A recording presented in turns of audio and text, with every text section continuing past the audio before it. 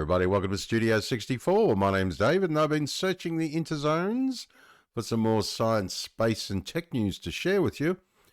And I came across this at RT.com. Yes, Russia is proposing a global space monitoring system, and the Americans will complain about it while at the same time developing their own. Funny about that, isn't it? The early warning system would track both natural and artificial threats, Roscosmos boss Yuri Borisov told RT. Good old Russia Today. Everyone criticises Russia Today, but it's the same as America's PBS or Australia's ABC or the BBC in the UK. It's just, you know, I find it interesting that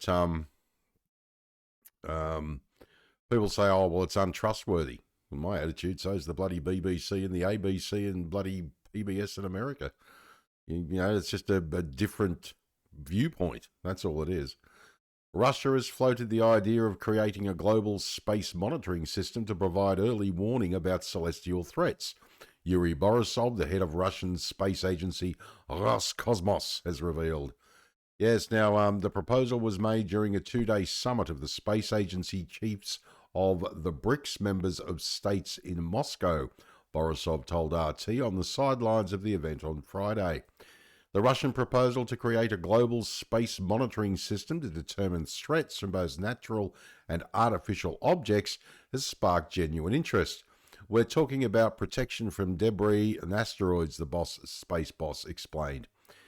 Now, the proposed system would not be limited to BRICS states only, as creating it would require the joint effort of many countries around the world, Borisov suggested.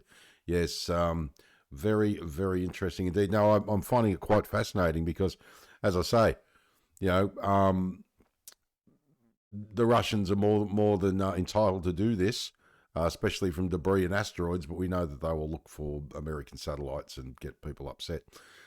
But again, so the Chinese and the Americans do the same thing, and they will be upset with each other and will give people something to talk about. It's fascinating.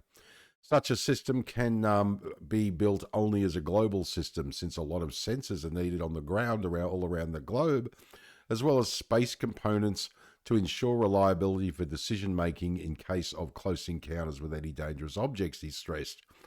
Now, the system would involve a joint informational environment with participants contributing the readings from installations located in their countries and receiving in return access to the aggregated data from the whole project. Now, the system is an open one.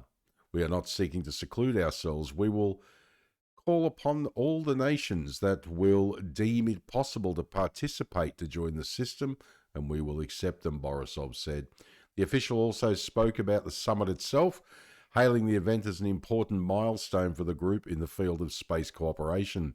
The BRICS member states are expected to adopt a joint declaration on the matter during the Summit of Leaders in September, Borisov revealed, a statement that will reaffirm the group's commitment to the peaceful exploration of space and the rejection of it being militarized.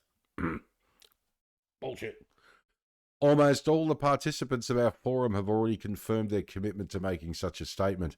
So what will happen, it'll either be a case of the Russians will create this space monitoring system and the Americans will hate it, or the Americans will set up their own and the Russians will hate it, or what will happen is the Russians and the Americans will work together on a space monitoring system and tell everybody to the rest of the world they hate each other, even though they're cooperating behind the scenes. Nothing surprises me anymore, and as I said, I've been around long enough now, especially watching the Cold War, apparently how Russia and America used to hate each other, yet we know in the background they were still talking to each other, and that's why there was never a nuclear war, because it was called MAD, mutually assured destruction, because nobody would win. So while busy and people are in the foreground arguing with each other, the people in the background are all cooperating. It's fascinating, isn't it? Politicians. All right, well, my name is David. Thanks for joining me for another Studio 64 Science, Space and Tech News update. I shall see you in the next one. If you enjoyed this video, please like, share, subscribe. I'd greatly appreciate it. If you're up for it, drop a comment down below the video because I'd love to hear what you think. All right, take care. And as I always say, if you can't be good at it. And as I also always say, I'll be back.